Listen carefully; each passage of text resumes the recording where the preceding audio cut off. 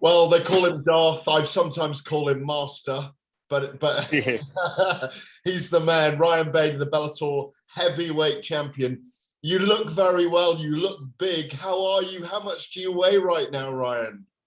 Yeah, no, I feel awesome. I was 235 something this morning. I'll probably be around 230, weighing in fight time and whatnot. It's just nice to be able to fuel my body like it needs to be throughout this training camp. Most importantly, I felt good and healthy throughout this training camp. And then obviously fight week, cuts were getting a little rough and it feels good to get back to, this division. I was having a whole look at your life and I pulled out a quote from the Greek philosopher Aristotle. You'll have heard of him. And he, of Yep. course, was the tutor to Alexander the Great many, many centuries ago. And he said a lot of things about being a rounded person, how you gather your resources, your finances, your psychology, that it's important to be a wide person. And I've always found you that way, articulate, intelligent, always flaming, testing yourself physically. You've got your degree in justice and social inquiry, but you were renowned as a wrestler, one of the very best in America. You're 38 now. You've kind of done it all. There's been very few two-weight world champions in the entire history of mixed martial arts. What, my friend, is still driving you? Man, I'm just having fun. It's one of those things where, I'm super competitive and I've competed my whole life. And while I can still compete, I never want to look back and be like, man, I had a few more years or I had a few more fights or, man, I missed that, but I've not been training for a couple of years now. And I've missed all those years. And so for me, it's, I've been a 2-division champion. I've had wrestling accolades, all that kind of stuff, won the Ultimate Fighter, been there, done that, but at the end of the day, I'm still driven. I feel better than I did when I was 25 years old. And Really? yeah. And it's just one of those things where just keep it rolling. And for me, I enjoy the whole process of it, from the beginning, the training, all the way through the fight, different emotions, the feeling you get after you're done, winning a big fight, So, for me, I'm 38 years old and I'm not one of those guys who be like, hey, I'm going to be done at this point, because I think you're half in, half out when you say that. So I feel good. I'm ready to defend this championship and keep it rolling. I wondered, given that you're back in the state that has adopted you as a son almost, doesn't it? Back in Pheonix, the Footprint Center is going to be raucous and it's going to be a hometown crowd for you against Valentin Moldavsky on Saturday night. I wondered, and I was going to ask you this, walking away on Saturday night, having defended the heavyweight championship of the world, after all you just mentioned and all I mentioned that you've achieved, it's not that moment then, no? No. Like I said, for me, it's, and I said this when I first started my MMA career too. It's like, I don't want to look back and say, man, I could have been great at that. Woulda, coulda, shoulda, So I want to leave everything on the table, and just be like, I don't want to miss it. I don't want to have that itch. When I'm going to be done, I want it to be like, all right, it's time for me to move on, because I can still compete with the best of them. I still can train, how I need to train. And so for me, it'd be a travesty to, just say, hey, I'm done, when I still have that fire burning. If I didn't want to do it and I was doing it for money and all this, that'd be different. But, I'm not going to be fighting for, 4 or 5 more years probably, but it's one of those things where I haven't put that in my head yet, And so for me, I have a couple fights left on my contract in Bellator. I'm definitely going to, fight those out and just kind of see what happens.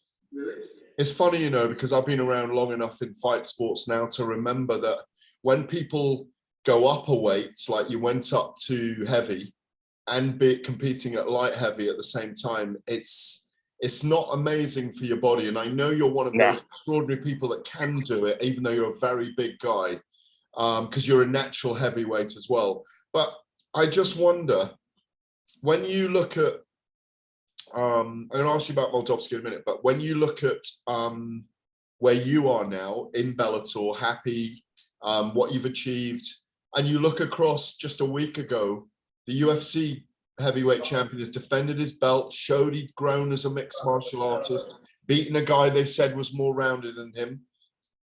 And yet the president of the company doesn't even want to put the belt around his waist, you know, and go to the press conference. You can't imagine Scott Coker ever doing that to you, no? Yeah, no, you know, and you know, politics is a big thing, you know, and you know, when I came over to Bellator, you know, that's what I was kind of looking to get away from, and you know, I've loved it here ever since, you know, from, you know, getting my shot to doing a tournament where there's no politics involved. It's you win, you move on until there's one winner, you know, and I really like that kind of, you know, that aspect of Bellator for sure, and our ability to do that, you know. So yeah, I think it's definitely a different, you know, kind of family vibe over here for sure, and I have nothing great things to say about them for sure. In the boxing heavyweight division at the moment, there's all this kerfuffle about the amount of money. Tyson Fury, Dillian White, Anthony Joshua, Alexander Usyk, they want to have an undisputed title. How amazing would it be if you're around long enough that the world shifted on its axis and we did get the Bellator heavyweight champion against the UFC heavyweight champion? How much he came off this, and Scott Coker said, I've been speaking to Dana White. There's all this talk about YouTubers. We're going to do it. We're going to have you against Francis Ngannou. Would you be up for that?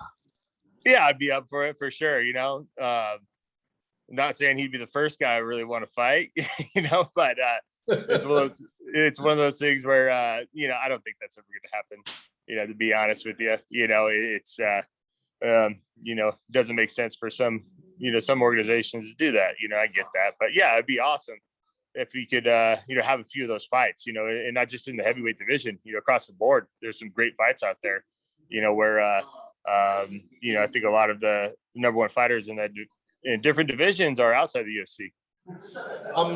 I assume Daisy, your wife, will be there, and your mom and your dad. I've met them; they're wonderful people. I remember seeing them both and thinking, "Oh yeah, that's Ryan. That's Ryan." Yeah, I just saw, but you know, but they are so you. You are so your mom and dad's son. You can just see the different parts of them. Will Daisy and your children and your parents and more family be there on Saturday night? Yeah, my kids don't come to the fights. You know, they watch them from home. But Daisy and my parents will be there, and a lot of extended family and a bunch of friends. You know, and so rough week for Daisy. She gets more nervous than, you know, me, obviously, and you know, my parents have been supportive, you know, throughout my life as far as, you know, wrestling, taking me to California to wrestle, that kind of stuff, and you know, have been to more fights than they miss, you know, and so planning on coming down. I'll have a good crowd for sure. Will that get something extra out of you being here in Phoenix and headlining in Phoenix in Arizona though? Yes and no. You know, every time I go out there, it's kind of do or die. Like you know, you have the same emotions. It's just that much sweeter after the fact, you know, go out there and you know, being supported there, and obviously getting a win it's the best feeling in the world, you know, with a hometown crowd. And, you know, I fought here early in my career, not in Phoenix, but in Arizona.